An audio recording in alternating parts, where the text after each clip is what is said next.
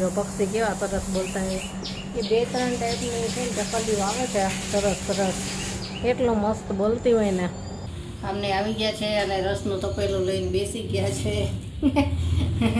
એમને બહુ જ ભાવે રસ. જો દ્રાક્ષનો વેલો છે આ, હવે એ વધવાનું ચાલુ થયું છે. જો અત્યારે સાંજ થઈ ગઈ છે અને વરસાદ ચાલુ થઈ ગયો છે.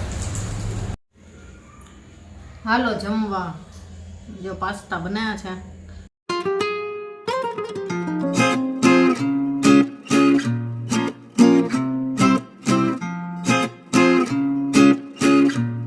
ગુડ મોર્નિંગ, જય શ્રી કૃષ્ણ. કેમ છો બધા?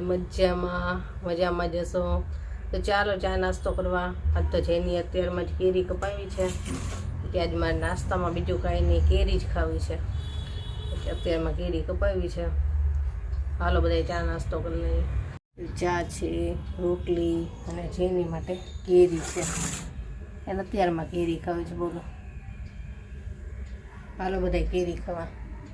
જો ઘરનું કામ પતી ગયું બધું અને હવે તો ખાલી રસોઈ બાકી છે. જો પક્ષી કેવા સરસ બોલતા હોય એ 2-3 ટાઈપની છે ને ચકલીઓ આવે છે સરસ સરસ, એટલું મસ્ત બોલતી હોય ને.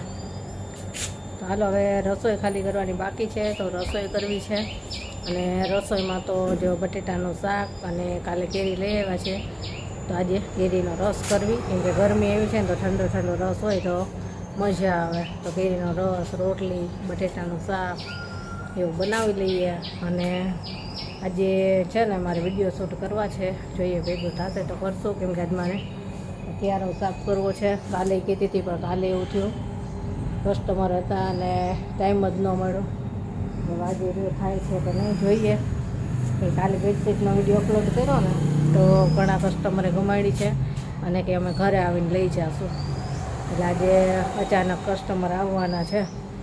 એ લોકોને પાછું કાંઈ નક્કી ન હોય, બધાને કોઈ ફોન કરીને આવજો, પણ અમુક લોકો ફોન કરીને આવે છે અથવા અમુક તો ઘરે સીધા જ આવે છે. એટલે એવું થાય કે આપણું કંઈક કામનું હોય સેટિંગ તો પછી અચાનક આવે એટલે આપણે બધું આડાવડું થઈ જાય અને ચાલ્યા કરે એવું બધું. તો ચાલો ફટાફટ રસોઈ કરવી. અને જો આજે ક્યાં સુધમાં ફૂલ આવ્યા છે અને દ્રાક્ષનો વેલો જો હવે કેવો છે ને બતાવું. જો દ્રાક્ષનો વેલો છે આ, હવે એ વધવાનું ચાલુ થયું છે. હવે એકદમ ઝડપથી વધશે. એક વખત એવી દાળથી નીકળી જાય ને પછી બહુ જ વધે. જો જાસૂદ મને બહુ જ ગમે, કેવો સરસ કલર છે. એ નમી ગયું છે સાવ, સરસ ઊંચું હતું પણ વરસાદ આવ્યો ને એમાં સાવ નમી ગયો ને હવે એને આવી રીતે બાંધવું પડશે તો સીધું જાય એમ. એકવાર જાડી ડાળખી થઈ જાય ને પછી આવી રીતે સેટ જ થઈ જાય, એટલે આવી રીતે બાંધી દઈશું. હાલો રસોઈ કરી લઈએ. અને વાદળા એવા થયા છે, આમ તડકો લાગે, આમ ઘડીકમાં વાદળા, આનું કાંઈ નક્કી જ નથી હોતું.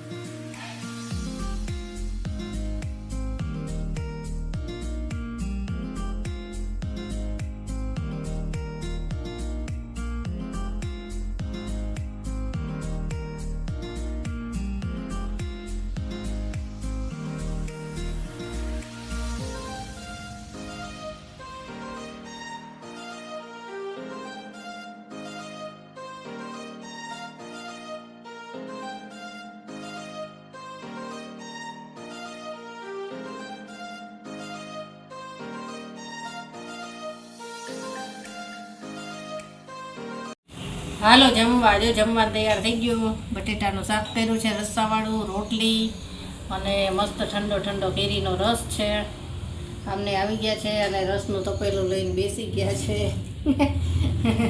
એમને બહુ જ ભાવે રસ. તો હાલો બધાય જમવા. અને બરોબર હજી તો જમવાનું તૈયાર જ થઈ ગયું ને ત્યાં એક કસ્ટમર આવ્યા. અહીં ક્યાંક મેરેજમાં આવ્યા હશે ને તો પછી કસ્ટમરને પાછું બધું બતાવ્યું, બેગ ને ટોપ ને બધું લઈ ગયા અને પછી હવે જમવા બેઠા એટલે મોડું થઈ ગયું આજે. ચાલો જમવા. જો અત્યારે સાંજ થઈ ગઈ છે અને વરસાદ ચાલુ થઈ ગયો છે. ત્યારનો ચાલુ થયો તો બહુ જ આવ્યો હતો. બહાર ઠંડક લાગે છે પણ અંદર તો ગરમી છે. હજી છાંટા ચાલુ જ છે ધીમા ધીમા, અને હજી તો ફૂલ અંધારેલું છે. વરસાદ આવશે જ આજે જોરદાર, ત્યારું ન ચાલુ છે. તો જોઈએ હવે શું બનાવ્યું. એની કહે છે કે વરસાદ આવે છે તો ગરમ ગરમ પાસ્તા બનાવી દઈશ. જોઈએ હવે શું બનાવવું. અને ઘી બનવા એમ મૂકી દીધું હતું બપોરે, તો ઘી બની ગયું છે. હવે ઘી ખાલી ગાળવાનું છે અને પછી બનાવીએ આપણે કંઈક. શું બનાવવું જોઈએ. તો ઘી બની ગયો, હવે ખાલી ગાળવાનું છે. ઘણું બન્યું છે એટલે પાછું અલગ ડબ્બામાં ગાળવું પડશે, કેમ કે ગઈ વખતે બનાવી તેની હજી અડધું પડ્યું છે, ત્યાં પાછું આટલું બીજું બની ગયું છે. અને ઘી ગાળી લઈને પછી કરી રસોઈ. હાલો જમવા. જો પાસ્તા બનાવ્યા છે. જેની કે પાસ્તા બનાવી દે તો પાસ્તા બનાવ્યા. ઉપરથી થોડુંક ચીઝ નાખી દઈ. વરસાદ ચાલુ જ છે, ગરમ ગરમ પાસ્તા ખાવાની મજા આવે. હાલો જમવા બધા. જો રાહ જોઈને બેઠા છે. જમીને ફ્રી થઈ ગયા અને પાછા આજે છે ને કપડાં સુકવવાના બાકી રહી ગયા હતા. આજે મેં કીધું હતું ને બપોરે કસ્ટમર આવ્યા હતા અને પછી જમવાનું મોડું થયું ને બધું કામ મોડું થયું અને કપડાં સુકવવા હતા ને ત્યાં વરસાદ ચાલુ થઈ ગયો.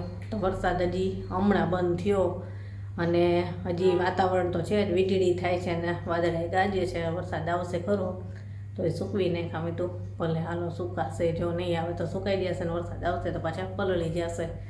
પણ આજે આખો દિવસ ટાઈમ જ ના મળ્યો કપડાં સુકવવાનો અને ફ્રી થઈ ત્યાં વરસાદ આવ્યો એટલે એમના પડ્યા રહે. તમે તો વરસાદ બંધ થાય ને ત્યારે સૂકવશું. કે અત્યારે તો હજી ઘરમાં ક્યાંય દોરી લગાવી નથી અને આ વખતે તો સ્ટેન્ડ લઈ લેવું છે, કેમ કે ગમે ત્યાં ફેરવી શકાય એટલા માટે. અને આજે આપણે પાછો એક બર્થડે વિશ કરવાનો છે. આપણા સબસ્ક્રાઈબર છે ઉકાઈથી, મીનાબેન ટેલર. એમનો બર્થડે છે 16 તારીખના. એ આપણા સબસ્ક્રાઈબર છે અને આપણા કસ્ટમર છે. અને એમને છે ને 66 વર્ષ કમ્પ્લીટ કર્યા છે. તો આપણે એમને બર્થડે વિશ કરીશું. Happy birthday Minaben. અને બધાએ આપણા યુટ્યુબ ફેમિલી મીનાબેનને બર્થડે વિશ કરજો. એમને આપણેથી મોટા છે તો આપણે આશીર્વાદ માંગશો કે મીનાબેન આશીર્વાદ આપજો અમને, અને આપણે એમને શુભકામનાઓ આપશું કે જીવનમાં ખૂબ જ સુખી થાય. એમને એમના દીકરા છે, નાના નાના દીકરીના દીકરાને આપણે એમનો બર્થડે પહેલાં વિશ કર્યો તો હમણાં ગયા મહિને, અને આજે એમનો પોતાનો બર્થડે છે મીનાબેનનો. તો બર્થડે વિશ કર્યો છે ફરી એકવાર. Happy birthday Minaben. અને મીનાબેનનો આપણે ફોટો શેર કરશું સાથે, તમને બધાને જોવા મળે કે મીનાબેન કોણ છે.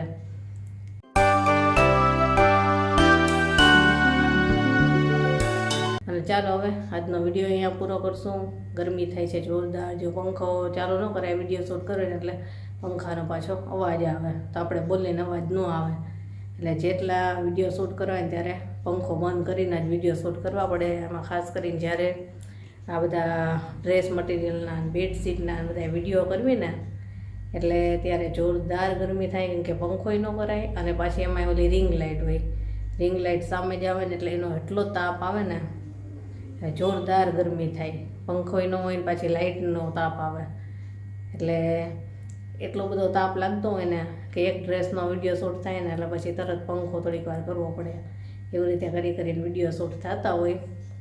વચ્ચે એક બેનની કમેન્ટ હતી એટલે કે અમારે વિડીયો જોવાના અને તમારે કમાવાનું બેઠા બેઠા, પણ આ કાંઈ બેઠા બેઠા કમાવાનું થતું નથી.